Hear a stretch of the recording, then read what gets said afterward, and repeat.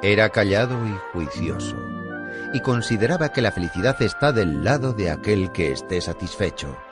Mucha gente le conoce como el gran filósofo, pero este científico griego también realizó descubrimientos fundamentales en biología, ética, estilística, meteorología y estética. Era un hombre sabio. Aristóteles confiaba en la virtud de la mente humana, ya que estaba inspirada en una realidad cognitiva, la cual existe de una forma independiente a los deseos y opiniones humanas.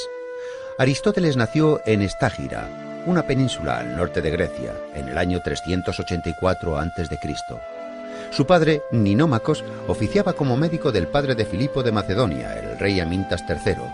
Tenía la reputación de ser un médico muy fidedigno. Le dio a su único hijo una inmejorable educación. Desde su niñez, Aristóteles estaba ya destinado a seguir los pasos paternos y, en consecuencia, se comprometió muy seriamente a los estudios de farmacología y anatomía y, probablemente, asistió a su padre en varias intervenciones. En el año 367, Aristóteles viajó de Macedonia a Atenas para continuar con su educación. Durante el viaje, el joven tuvo que hacer uso de sus conocimientos médicos para salvar a un ciudadano adinerado de una infección sanguínea. Por lo tanto, con solo 17 años, Aristóteles ya estaba considerado como un excelente doctor.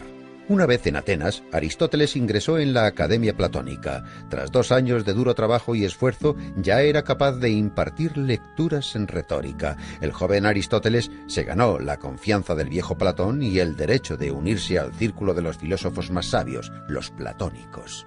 A pesar de que el estudiante apreciaba a su mentor, Aristóteles también hacía críticas de sus puntos de vista. Un ejemplo son estas palabras escritas con su propia mano. Amicus Plato. Sed magis amica es veritas. Aprecio a Platón, pero aprecio más la verdad. Tras 20 años de impartir clases en la Academia de Platón, Aristóteles creó escritos sobre lógica, física, retórica y escribió tratados sobre la vida y el alma. En el año 347, cuando muere Platón, Aristóteles se traslada a Tárnea, en Asia Menor, pues allí se encontraba otro pupilo de Platón, Hermias. Una vez allí, el filósofo le ofrece su amistad desinteresada y su ayuda como consejero político. Aristóteles dijo: «La amistad es lo más necesario en la vida, puesto que nadie podría vivir sin amigos, incluso aunque sea el más dichoso». Aristóteles residió plácidamente durante 3 años en el reino de Hermias, pero cuando éste murió, regresó a Macedonia. Con 40 años, Aristóteles tuvo una calurosa bienvenida en Macedonia. Filipo de Macedonia disfrutaba las conversaciones intelectuales del filósofo y le propuso hacerse responsable de la tutoría de su hijo, el futuro Alejandro Magno. Durante los próximos 8 años, Aristóteles fue el profesor del que sería el futuro conquistador, Alejandro Magno. Ciertos históricos han llegado a observar que, sin las nociones éticas, físicas y lógicas que Aristóteles le inculcó, Alejandro no hubiera desarrollado esa habilidad de estratega militar. En el año 335, cuando el gran Alejandro ascendió al trono y comenzó con sus conquistas, propuso a Aristóteles crear unas crónicas que narrasen todas sus gloriosas victorias. Este se negó. El filósofo prefería las actividades pedagógicas y meditar tranquilamente en el seno de la naturaleza en vez de las campañas militares. Antes de cumplir los 50 años, regresó a Atenas para formar su propia escuela filosófica. La escuela aristotélica estaba cerca del santuario de Apolo Licio, y en su honor la escuela se llamaría Liceo. Para enseñar filosofía, retórica y lógica a sus alumnos, Aristóteles rechazaba los métodos tradicionales y les inculcaba la filosofía a través de discusiones mientras caminaba con ellos por el jardín. A la escuela también se le denominaba con el nombre de perípatos, una especie de galería cubierta donde se discutía y se paseaba. Aparte de la filosofía, en la escuela también se creaban físicos, históricos, astrónomos y geógrafos. Aristóteles les decía a sus pupilos: para tener éxito hay que seguir a los que se tiene delante y no esperar a los que se tiene detrás. Junto con algunos de sus alumnos, Aristóteles realizó varios descubrimientos en diferentes ciencias que crearon la base para investigaciones más avanzadas en siglos posteriores. Estaba muy en contacto con la filosofía de la naturaleza y así la clasificó en el mundo inorgánico, las plantas, los animales y los humanos. En política creó la reforma constitucional y el Estado sistemático.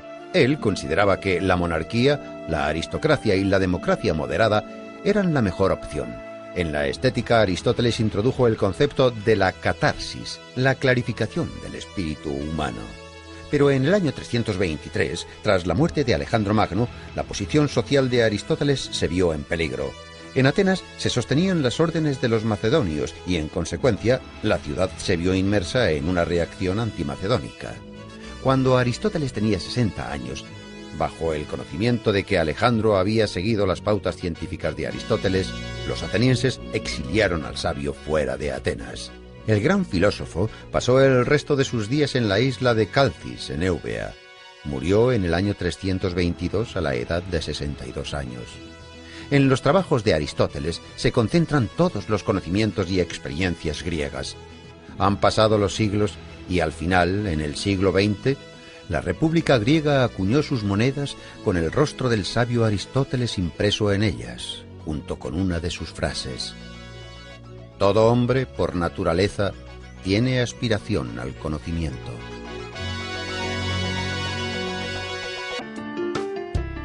Nietzsche escribió: resulta significativo que sea Sócrates el primer gran heleno que fue feo, de igual manera que en él todo es simbólico.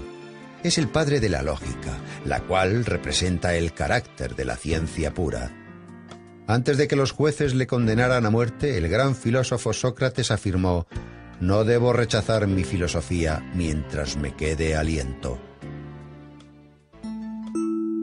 Sócrates. El antiguo filósofo griego nació en Atenas en el año 469 a.C., en la familia del cantero Sofronisto y la comadrona Fainarate. Puesto que Sócrates era analfabeto, toda la información que se conserva de él es gracias a los trabajos de sus discípulos Platón y Jenofonte. No existe mucha información sobre los primeros años de su vida, pero se sabe que con 17 años ya llamaba la atención por la gran agudeza de sus razonamientos y su facilidad de palabra. Era de pequeña estatura, vientre prominente, ojos saltones y nariz respingona. Aspirando a concienciar a los ciudadanos sobre la perfección moral, Sócrates realizaba numerosas tertulias, en las plazas y en las calles. A la sombra de un olivo pasaba horas discutiendo sobre la justicia y la virtud. La negligencia de los quehaceres diarios llevaron a Sócrates a una extremada pobreza. Recorría las calles de Atenas descalzo y vestido con la misma túnica. Antifón, el sofista, decía que ningún esclavo querría ser tratado como él se trataba a sí mismo. Sócrates se sumergía tan profundamente en sus propios pensamientos que llegó a permanecer todo un día en el mismo sitio. Aunque con el comienzo de la guerra del Peloponeso, cuando el peligro amenazó a su ciudad natal, Sócrates luchó valientemente por la protección de Atenas. Cuando el oráculo de Delfos anunció que Sócrates era el griego más sabio, el mismo filósofo se sorprendió mucho. Interpretó el oráculo como un enigma y se aventuró a encontrar hombres más sabios que él. Acudió a los sofistas, quienes ejercían la profesión de enseñar la sabiduría. Fingiendo ser un ignorante, Sócrates preguntaba humildemente a los sabios de Atenas sus conocimientos sobre el bien, la belleza y la virtud. Después, con una agilidad irónica espléndida, les hacía notar sus propios errores. Su mérito más grande fue crear un método inductivo que le permitía llevar a sus alumnos a la solución de los problemas que se le planteaban, por medio de hábiles preguntas, cuya lógica iluminaba el entendimiento. Inspirado por cómo su madre ayudaba a traer niños al mundo, él creó el método denominado como mayéutica. Sócrates llegó a la conclusión de que realmente era el griego más sabio, por el mero hecho de que él, a diferencia de los demás, era consciente de su ignorancia. Solo sé que no sé nada. Sócrates pensaba que los dioses le habían encomendado la misión de impedir que los ciudadanos cayeran en la hibernación espiritual, y actuaba como una avispa que incordia a un caballo. De hecho, ese fue el apodo por el que le conocían, la avispa ateniense. Sócrates intentaba comprender y formular principios morales que fuesen uniformes para todo el mundo. Solo hay un bien, es el conocimiento. Solo hay un mal, es la ignorancia, decía Sócrates. Insistía en impartir una educación a los jóvenes en la que no solamente los padres, sino también los poetas y los filósofos deberían comprometerse. Los ciudadanos atenienses se quejaban de que parecía que perdían el control de sus hijos, porque el astuto filósofo les estaba arrebatando el afecto de sus niños. Aristófanes describe esta situación en su comedia Las nubes. Cuando un joven le preguntó a Sócrates si era necesario casarse, Sócrates le contestó: «Haz lo que desees, te arrepentirás de todas formas». El propio Sócrates, a la edad de 40 años, contrajo matrimonio con una joven de 19 años. Ella se llamaba Xantipa. Se la conocía por su escandaloso temperamento. No obstante, Sócrates, con pleno dominio de sí mismo, aguantaba a su insensata esposa con su calmada filosofía. Tras la larga guerra del Peloponeso, Atenas cayó en las manos de Criteas, un tirano espartano y un antiguo discípulo de Sócrates. A pesar de que Sócrates nunca había colaborado con tiranos de ninguna clase, el filósofo fue acusado por no reconocer a los dioses atenienses y por corromper a la juventud. Con 70 años, cuando se presentó ante el tribunal, el viejo filósofo probó a través de construcciones lógicas que no debería ser sometido a juicio, sino ser honrado como el benefactor de la sociedad e instructor espiritual. Los jueces se enfurecieron y fue declarado culpable de todos los cargos y condenado a muerte.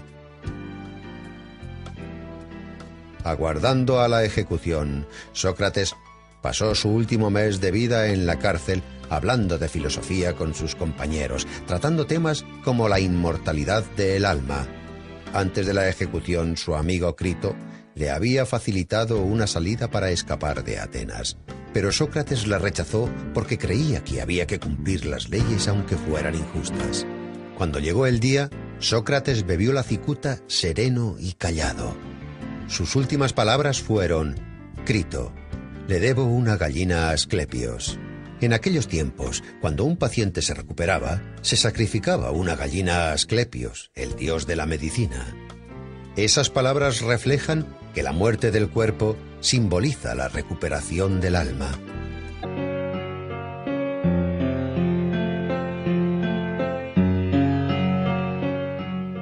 Este filósofo se convirtió en leyenda cuando aún vivía. Los rumores le transformaron en un profeta y después en un estafador. A veces le convertían en héroe de anécdotas y otras le tomaban por loco. No creó ninguna doctrina integral, pero toda su vida fue un ejemplo de servir a la filosofía. Diógenes el cínico, natural de Sinope, también era llamado Diógenes el perro. Este filósofo vivió en el siglo IV a.C. Se sabe que su padre era acuñador de moneda y toda su familia provenía de Sinope, territorio de la Turquía actual. Cuando Diógenes aún era joven, fue acusado de adulterar las monedas y enviado al exilio fuera de su ciudad. Diógenes no negó su parte de culpa. Pero ¿cuáles eran las razones por las que un joven de familia adinerada actuaba así? Según la leyenda, la razón por la que falsificaba monedas no era para obtener beneficios, sino por seguir las instrucciones del oráculo de Delfos. El joven Diógenes acudió al oráculo y le realizó la descarada pregunta de «¿Qué debo hacer para hacerme famoso?». El oráculo respondió «Cambiar el valor de la moneda». Diógenes tomó la profecía al pie de la letra. El oráculo se convirtió en la consigna cínica y en metáfora de buena parte del comportamiento del filósofo.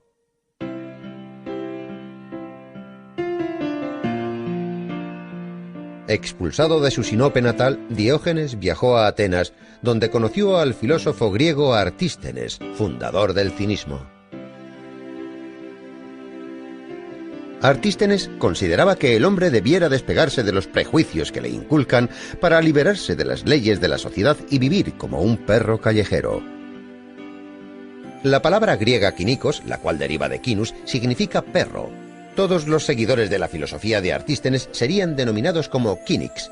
La palabra cinismo, la cual proviene de las enseñanzas filosóficas de los Cynics, en la actualidad ha obtenido un nuevo significado. Ahora no solo define la acción de negar las leyes sociales, sino también describe la acción de negar la moral existente y las leyes culturales.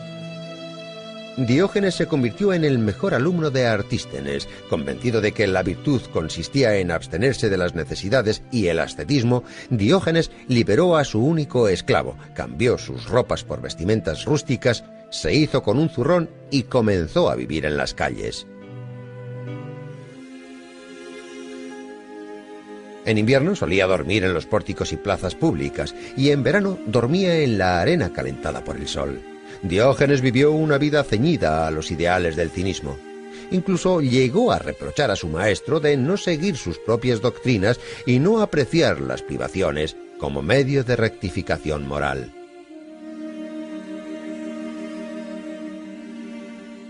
Diógenes dejó de viajar por Grecia. Cuando le preguntaban de dónde venía, él siempre contestaba: «Yo soy cosmopolita, soy un ciudadano del mundo». En una ocasión, el solitario e indefenso predicador cayó en manos de piratas. Le vendieron como esclavo a un rico de Corinto llamado Geníades. Su nuevo amo no tardó en apreciar el conocimiento especial del filósofo y le dispuso como tutor de sus hijos.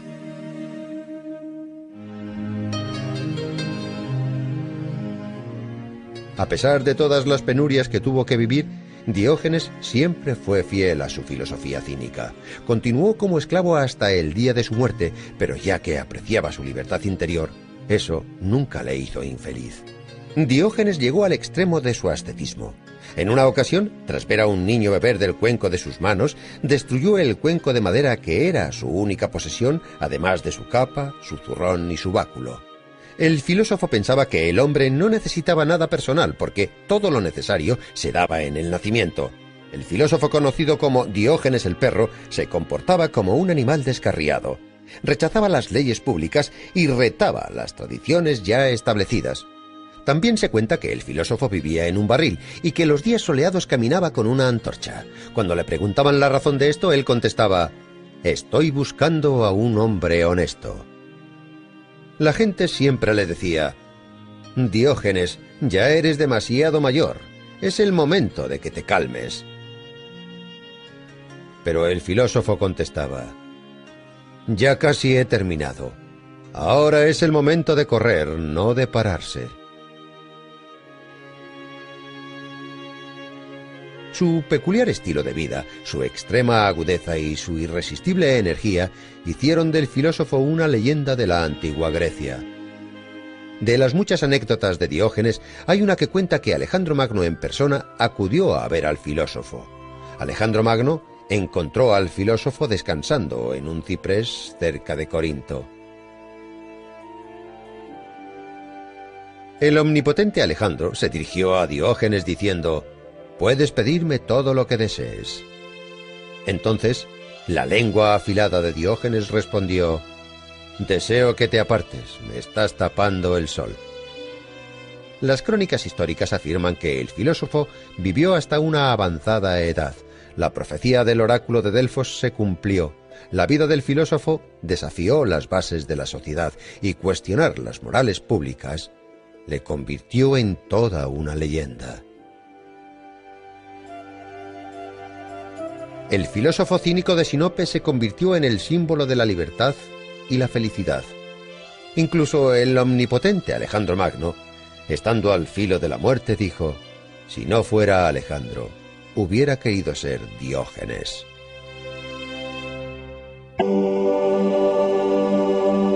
La escuela fundada por este antiguo filósofo se convirtió en un prototipo de la educación superior moderna. Los contemporáneos le denominaban el Maestro Divino. En sus obras se habla de una sociedad ideal y una inmortalidad del alma. El antiguo pensador griego Platón decía que el tiempo es una constancia similar a la eternidad. Nació en el año 427 a.C. en una familia aristocrática ateniense.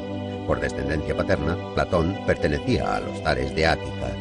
Por parte materna, el sabio descendía del conocido legislador ateniense Solón. Su nombre de nacimiento fue Aristócles. El joven Aristócles era de constitución fuerte y de hombros anchos. Por ello, le apodaron Platón, el de los hombros anchos. Su apodo se conocería a lo largo de la historia. Platón obtuvo una educación aristocrática en su juventud. Escribió versos y tragedias, estudió las obras de filósofos de épocas pasadas y además componía música y también dibujaba. Era un excelente gimnasta, dominaba la equitación, luchaba en combates individuales e incluso ganó numerosas competiciones por ello. Pero a pesar de su versátil educación, el joven era extremadamente tímido y prefería los empleos solitarios antes que dialogar con sus contemporáneos. A los 20 años, el joven Platón ya era considerado como uno de los ciudadanos más prometedores de Atenas.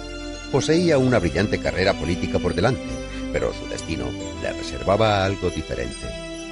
En el año 407 a.C., el joven aristócrata conoce a Sócrates, el filósofo que rondaba las calles atenienses.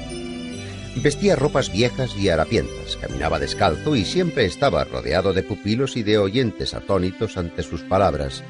Sócrates ofrecía discursos interminables sobre la idea del bien y a nuestros ojos podría parecer un loco que desvariaba.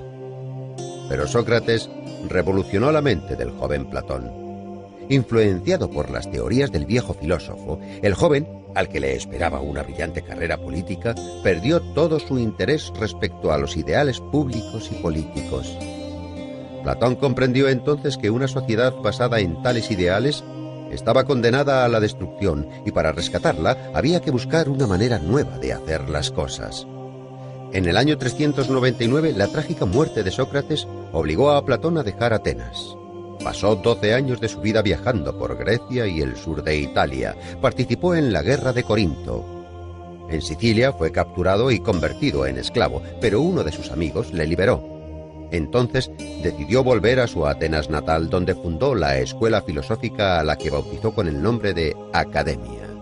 Esta se convirtió en la escuela más famosa de toda la antigüedad clásica y permaneció abierta durante cientos de años, hasta que, en el año 529 después de Cristo, el emperador romano Justiniano I cerró sus puertas para siempre. La filosofía de Platón cambió la antigua representación del mundo. Sus teorías sobre los comienzos individuales del mundo y sobre la inmortalidad del alma se convirtieron en un prototipo de la religión cristiana. Platón comparaba el alma humana con una cuadriga, donde caballos blancos y negros tiraban de ella, los comienzos nobles y malvados del hombre. El ecuestre, que maneja la cuadriga, es la razón.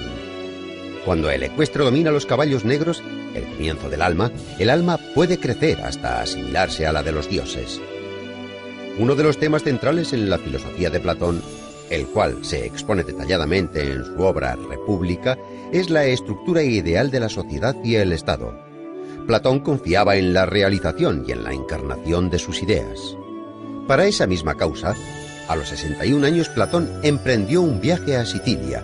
Dionisio I, el tirano de Siracusa, alababa la filosofía de Platón e invitó al filósofo a llevar a cabo las reformas deseadas. Platón esperaba poder transformar Siracusa en un estado ideal, pero al verse envuelto en varios juicios, el filósofo tuvo que dejar la ciudad. No obstante, la decepción de Platón no fue extrema. 5 años más tarde regresó a Sicilia e intentó realizar su tan ansiada transformación de nuevo. Tampoco tuvo éxito esta vez. Tras este fracaso, Platón no volvió a abandonar su Atenas natal. Dedicó su vida a la academia. El filósofo murió en el año 347 a.C., dejando tras de sí una amplia herencia de escritos. Obras de Platón fueron transformadas en diálogos. A pesar de los años, estas obras siguen despertando el interés de las mentes científicas. La leyenda griega más conocida, escrita por Platón, fue el mito de Atlantis, una isla fértil, poblada y con una civilización avanzada. Como consecuencia de un cataclismo desconocido, probablemente un terremoto, Atlantis se sumergió en las aguas. Este pequeño episodio, escrito en el diálogo de Platón Crito, ha suscitado numerosas hipótesis. Los científicos discuten sobre el lugar, la época y, en general, sobre la posible existencia de la mítica Atlantis. En el año 2004, el Dr. Kunz, de la Universidad Alemana de Wuppertal, llevó a cabo un análisis vía satélite que mostraba fotos de ciénagas saladas cerca de la ciudad española de Cádiz. En las fotos se apreciaban claros remanentes de construcciones antiguas que concordaban con los relatos platónicos. El alemán creyó que Atlantis no era una isla, sino tierras bajas que fueron destruidas a causa de una inundación entre los años 800 y 500 a.C. El antiguo pensador griego, quien dejó una extensa cadena de pupilos y actualizó la filosofía antigua, dijo una vez: «El hombre es una especie de juguete inventado por Dios. Dejadle jugar por tanto a los juegos que más le diviertan, a pesar de que eso contradiga a lo que se cree bueno en nuestros tiempos».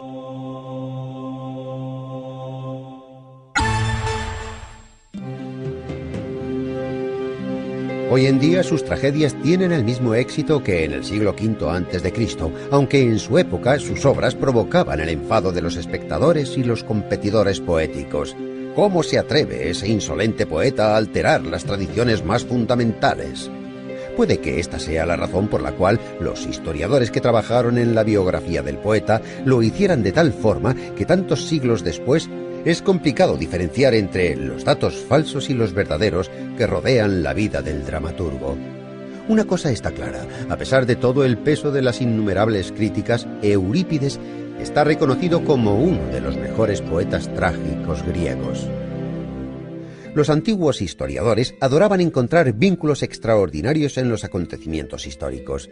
Solían afirmar que Eurípides nació el día de la gran victoria de los griegos sobre los persas en una isla cercana a Salamina. Por ello, el autor estaba destinado a alcanzar la gloria. Existen otras teorías que apuntan que el dramaturgo nació unos años más tarde, en el 484 a.C., y que el hecho de que se convirtiese en uno de los mejores autores de su época fue por méritos propios. Los poetas atenienses y contemporáneos de Eurípides no tenían por costumbre elogiar los poemas de otros. En esa época las críticas se reducían a banales comentarios. En el campo de las batallas literarias, los enemigos de Eurípides le atribuían sangre humilde y defectos físicos y mentales. Cuenta una leyenda que el autor sentía un odio inmenso por las artes y por las mujeres. Pero un siglo más tarde, Aristóteles afirmó que Eurípides era el mejor poeta trágico de todos sus contemporáneos. 5 siglos más tarde, Eurípides fue nombrado el pensador que prefería la soledad de la orilla del mar antes que las concurridas calles de la ciudad. Los visitantes que acuden a Salamina aún pueden contemplar las cuevas donde Eurípides componía sus tragedias.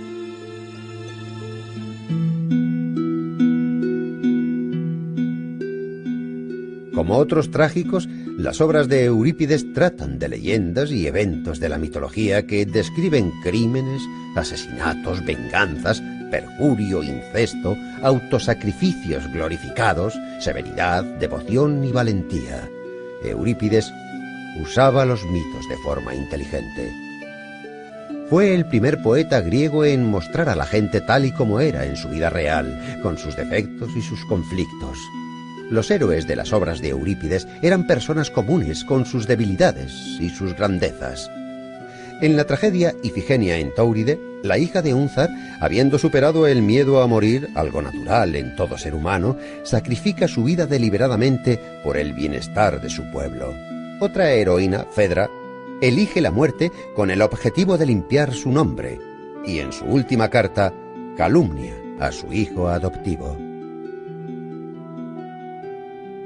En el año 455 a.C., Eurípides participó por primera vez en el concurso anual de dramaturgos.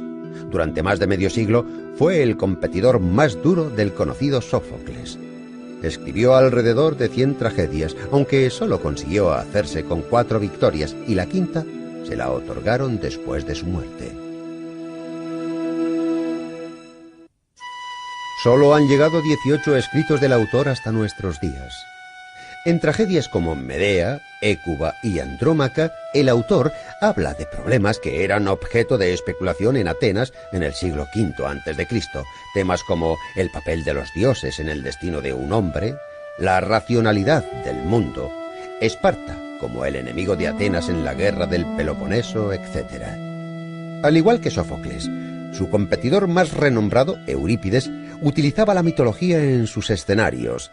De hecho, los antiguos mitos eran su herramienta favorita para crear las tragedias. Los predecesores del dramaturgo eran expertos en volver a relatar los ya famosos argumentos.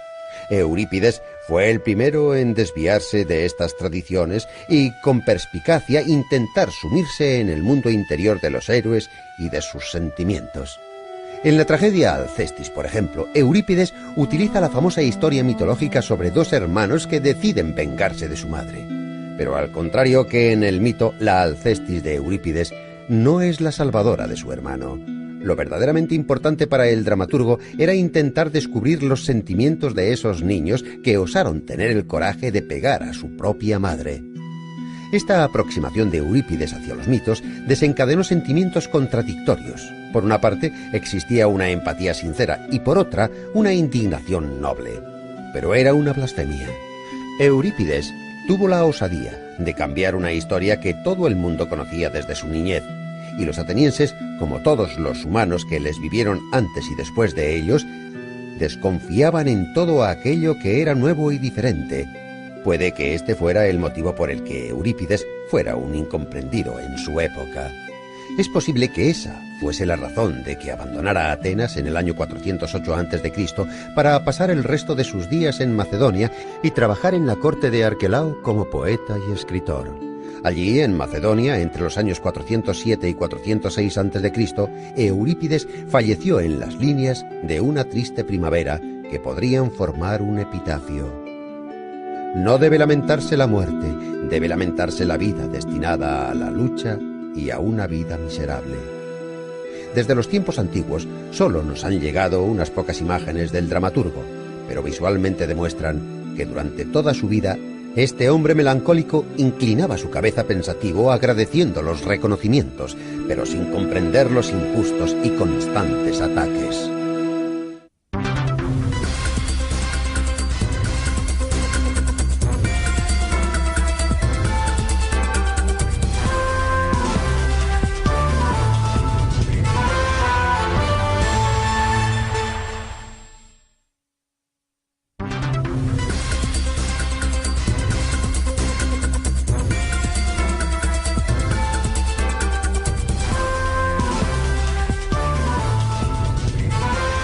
Canal Enciclopedia.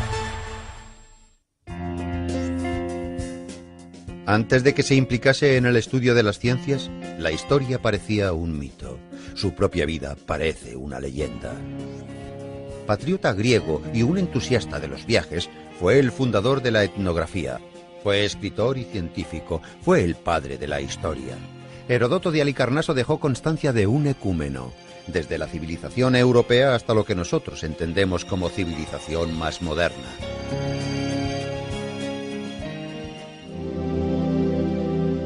Heródoto, el futuro historiador, nació en el año 284 a.C. en el seno de una familia rica y noble en Halicarnaso, una colonia griega situada en Asia Menor. A pesar de que Heródoto era un ciudadano persa, era heleno por parte materna. Le encantaba escuchar las historias de los marineros que buscaban la libertad de la amada ciudad griega Atenas, donde los emperadores Solón y Clístenes llevaban a cabo las reformas democráticas. Pero en su ciudad natal, el tirano Ligdamis luchaba por hacerse con el poder. El joven Heródoto, junto a otros seguidores de la democracia, se rebelaron contra el tirano. La revuelta fue contenida y para salvar su vida, Heródoto tuvo que huir a la isla de Samos, uno de los estados más ricos de Grecia.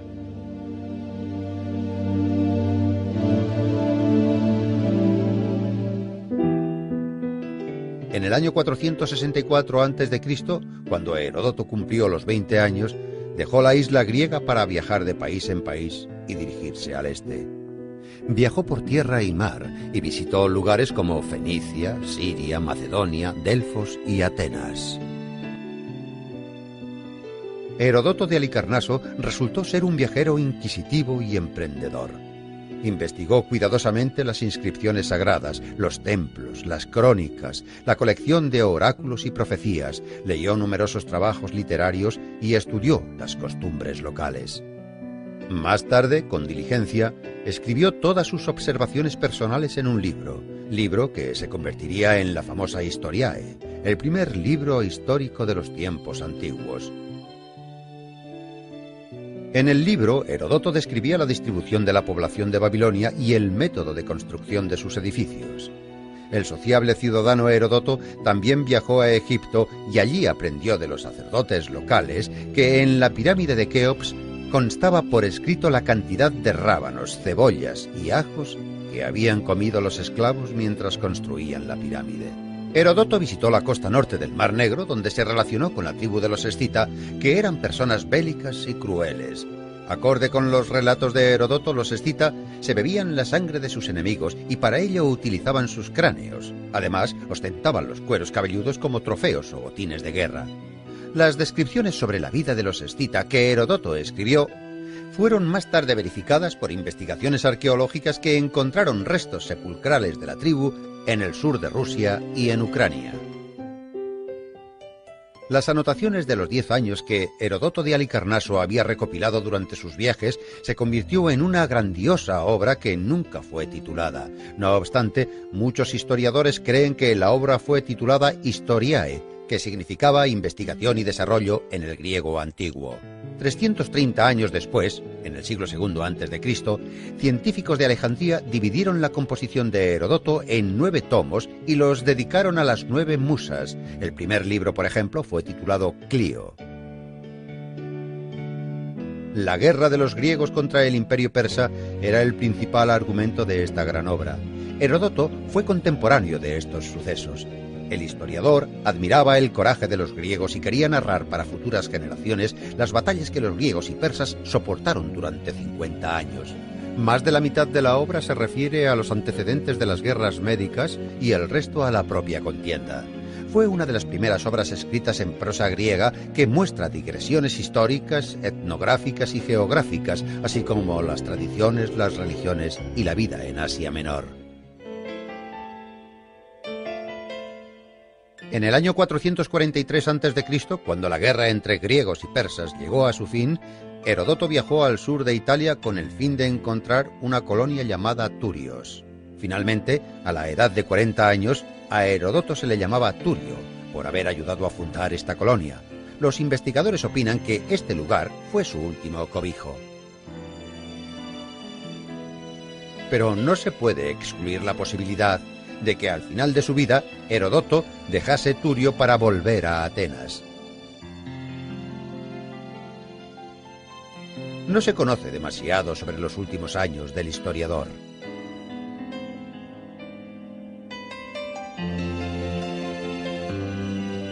Probablemente participó en alguna reyerta política entre Atenas y Esparta y se dedicó a completar su monumental obra que nunca fue terminada.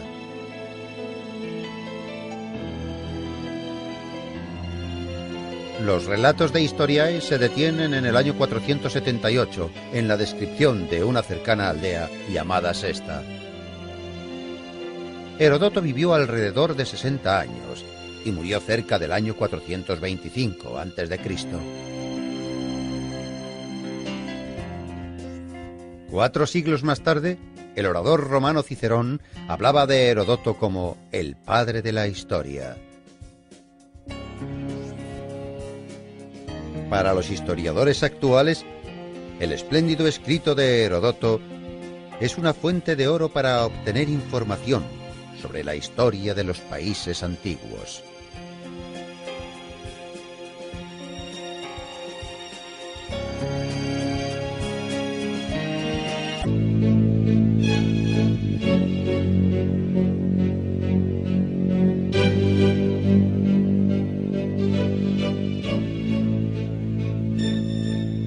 Sus contemporáneos escribieron: tuvo una vida larga y feliz.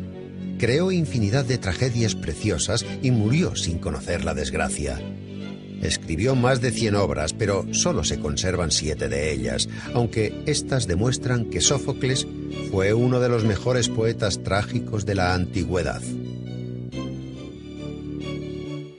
Sé osado. Lo que los sueños te traen con la luna, los rayos del sol se lo llevarán. Hijo mío, no hay mejor regalo que la vida. Como ocurre con otros poetas antiguos, no se conoce demasiado sobre Sófocles. Nació en Colono, un pueblo cerca de Atenas. El autor haría conocido su lugar de nacimiento por medio de su tragedia Edipo en Colono. Era hijo de un rico armero llamado Sófilo. Otorgó a su hijo la posibilidad de recibir la llamada educación ateniense, que fomentaba el libre desarrollo del cuerpo y el espíritu. El joven Sófocles se inclinaba por jugar a la pelota y estudiar música. A los 16 años fue elegido director del coro de muchachos que dedicaba himnos a los dioses, para celebrar la victoria contra los persas en la batalla de Salamina. Esta batalla conecta a 3 de los mejores poetas trágicos de la antigua Grecia. Esquilo participó en la batalla de Salamina. Sófocles le glorificó por ello. Y Eurípides nació en esa época. Según ciertos estudios, en el año 480 a.C., Sófocles ya había comenzado a labrar su trayectoria como poeta trágico. Pero no fue hasta 12 años después cuando debutó como poeta trágico en las Dionisias, el concurso teatral que se celebraba anualmente en Atenas, y se hizo con el primer premio derrotando al gran Esquilo. Según la opinión de sus contemporáneos, Sófocles elevó la tragedia a un nivel superior, añadiendo un tercer actor en la escena y dando un mayor juego al diálogo. El escritor Diógenes Laercio expuso la historia de la tragedia griega de la siguiente manera. Si uno quiere atribuir a Esquilo todas las innovaciones escénicas, como por ejemplo la luz y el estruendo de los rayos, las máscaras y los cantos, los atuendos ceremoniales de los reyes y las ropas de lana de los profetas, uno debería pensar que quizás Sófocles inventó todo eso. Además, a diferencia de Esquilo, Sófocles se centró, más que en el argumento, en los sentimientos y los sufrimientos de los hombres. Sófocles admiraba la fuerza mental que un hombre es capaz de demostrar. En su famosa obra Antífona, Sófocles comienza el estribillo diciendo: «Hay muchas maravillas en el mundo, pero el hombre es la más maravillosa de todas ellas». Con obras como esta, Sófocles se convirtió en uno de los poetas más conocidos de la antigua Grecia. En el festival en honor a Dionisio ganó el primer premio en más de 20 ocasiones y el segundo más de una docena de veces. Pero nunca se permitió quedar el tercero, que para él sería el último puesto. Escribió más obras que muchos autores, 123 dramas, pero solo 7 han llegado a nuestros días. Áyax, las Traquinias, Electra, Filoctetes y la trama de la familia del rey Edipo fue quien otorgó la mayor fama a su autor. La trama consta de las tragedias Edipo Rey, Edipo en Colono y Antígona. En la tragedia Edipo Rey se narra la caída de Pericles al mando del Estado ateniense y se interpreta de una forma muy creativa. En la historia, los años de su gobierno se conoce como la época de Pericles, el período donde Atenas era fuerte y próspera. Sófocles era uno de los mejores amigos de Pericles. En el año 440 a.C., ambos fueron elegidos estrategos y participaron en la expedición ateniense contra Samos, acontecimiento que recoge Plutarco en sus Vidas Paralelas. El poeta jugó un papel muy activo en la vida pública de la polis. Incluso cuando Sófocles era ya un hombre muy mayor, fue elegido como uno de los 10 consejeros que, supuestamente, devolverían los años dorados a Atenas. Sobre la vida personal de Sófocles se desconoce la mayoría. Solo se sabe que tuvo 5 hijos. Hay quien piensa que un hijo de Sófocles, llamado Lofón, intentó atribuirle a su padre una enfermedad mental causada por su avanzada edad. El poeta dijo ante el tribunal: Si estoy loco, no soy Sófocles. Si soy Sófocles, no estoy loco. Y a continuación recitó el comienzo de la tragedia de Edipo en Colono. Con admiración, el jurado se percató de que en efecto se trataba de Sófocles y por lo tanto no podía estar loco. La tragedia de Edipo en Colono fue llevada al escenario por su nieto, también llamado Sófocles. La representación tuvo lugar justo después de que, con 90 años, su abuelo Sófocles falleciera. Sófocles también era conocido por su afán a la religión. Según algunos historiadores, antes de que el templo para Asclepios, dios de la medicina, fuera construido en Atenas, Sófocles adoraba al dios en su propia casa. En su tragedia, un hombre antes de morir conoce a las Parcas. En uno de los fragmentos que se conservan, Sófocles advertía: «El hombre ha de admirar y valorar el júbilo de hoy. Los dioses cubrirán el mañana con mantos grises y oscuros».